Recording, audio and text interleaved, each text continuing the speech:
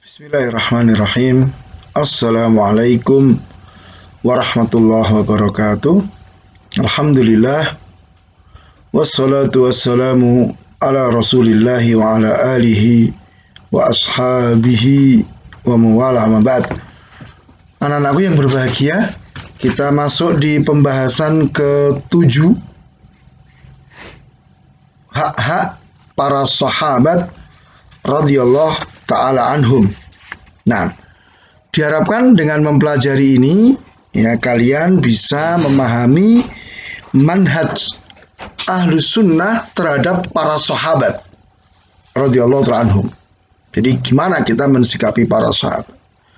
Kemudian juga memahami manhaj ahlus sunnah terhadap para khulafaur rasyidun radhiyallahu ta'ala anhum. Ya, sehingga diharapkan kalian bisa mencintai para sahabat dan khulafaur rasyidun radhiyallahu ta'ala anhum. Ya. Kita masuk di pelajaran ke-18, ya, yaitu hak-hak para sahabat radhiyallahu anhum. Nah, sebelum masuk tentang hak para sahabat, kita harus tahu dulu siapa sahabat itu. Ya. Sahabat itu adalah orang yang bertemu dengan Nabi sallallahu alaihi wasallam dalam keadaan beriman kepadanya dan mati dalam keadaan beriman. Itu sahabat.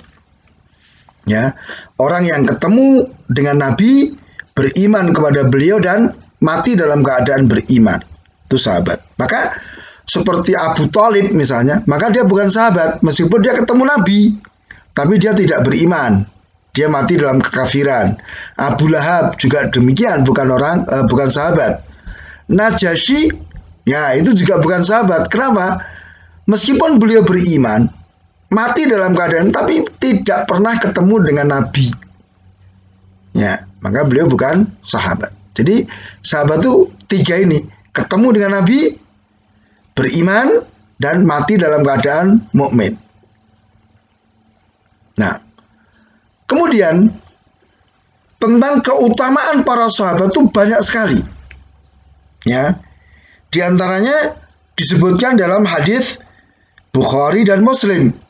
Ya, khairun nasi qarni, sebaik-baik umat, ya, dan zaman itu adalah mereka, sahabat. Ya, jadi sahabat itu adalah manusia terbaik pada umat Rasul SAW. Zaman terbaik ya zaman sahabat. Kemudian keutamaan kedua, ya, Allah Ta'ala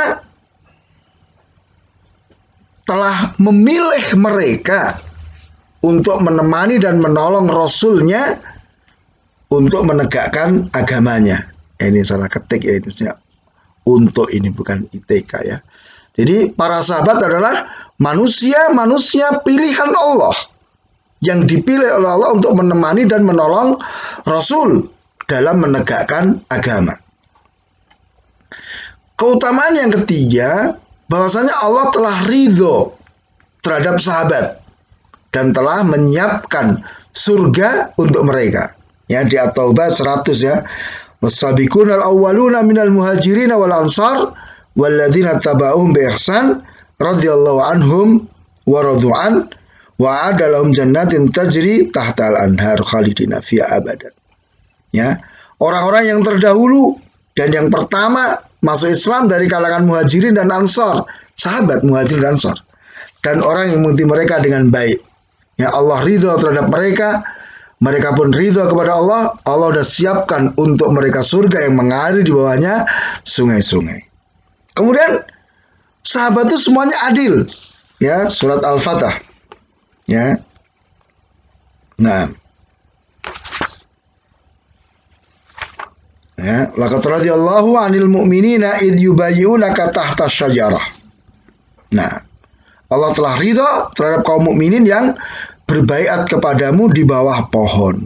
Nah, ini di antara keutamaan sahabat.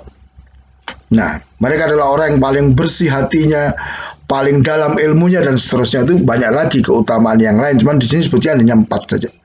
Kemudian hak-hak para sahabat yang harus kita tunaikan. Jadi sahabat itu punya hak atas diri kita. Pertama, kita harus mencintai dan memuji mereka.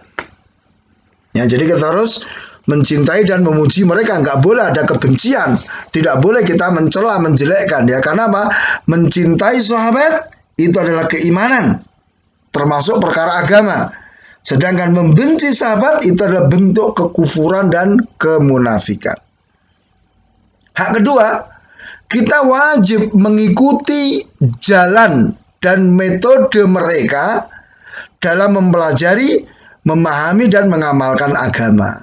Ini makanya yang dijamin masuk surga adalah ma'ana alaihi wasabi, orang-orang yang beragama seperti aku dan para sahabatku, kata Rasul SAW. Jadi dalam mempelajari, memahami dan mengamalkan agama, kita harus mengikuti jalan dan metode para sahabat, nggak boleh menyimpang.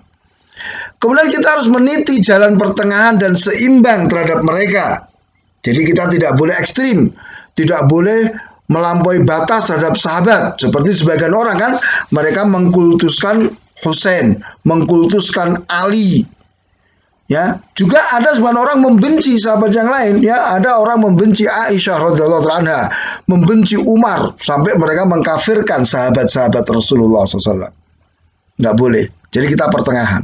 Kita mencintai tidak, tapi tidak sampai melampaui batas. Kemudian mengucapkan kalimat keridhaan ketika nama mereka disebut, misalnya Abu Bakar radhiyallahu anhu, Umar radhiyallahu anhu. Jadi harus begitu, mendoakan. Kemudian memohonkan ampun untuk mereka, seperti yang disebutkan oleh Allah di surat Al-Hasr 10, walladzina ja'u min ba'dihim yaquluna rabbana ighfir lana wa li ikhwanina alladzina sabaquna bil iman. Orang-orang yang datang sesudah sahabat, mereka mengatakan, ya Allah, ampunilah kami dan orang-orang yang telah mendahului kami dalam keimanan. Ya. Wala taj'al fi qulubina ghillan, dan jangan kau jadikan dalam hati kami ada kedengkian terhadap mereka. Ini. Jadi kita mohonkan ampun untuk mereka, karena mereka adalah orang-orang hebat, orang-orang pilihan. Ya, mereka telah berjuang menemani dan menemani Rasulullah SAW dan menegakkan agama ini. Ya, maka di sini kita tidak boleh mencela sahabat. Perhatikan. Ya. La tasubbu ashabi, kata Rasul. Jangan kalian mencela sahabat-sahabatku. Kenapa? Karena kita ini kalau dibandingkan dengan sahabat itu tidak ada apa-apanya gitu loh. Jauh, sampai Rasul katakan, falau anna ahadakum anfaqa mithla uhudin dzaban ma balagha muddahlim wala nasifahu. Seandainya ada salah seorang di antara kalian, itu apa? Selain sahabat, ada orang mukmin selain sahabat berinfak, bersedekah emas sebesar gunung Uhud, maka infak emas itu tidak menyamai satu mud itu satu genggam gini ya, satu genggam tangan ini. Ya, satu mud bahkan setengahnya dari infak yang dilakukan oleh para sahabat. Jadi jauh banget keutamaannya. Ya. Jadi kita seandainya bisa berinfak emas sebesar gunung Uhud, itu tidak bisa menyamai satu mud atau setengah mud dari infaknya para sahabat.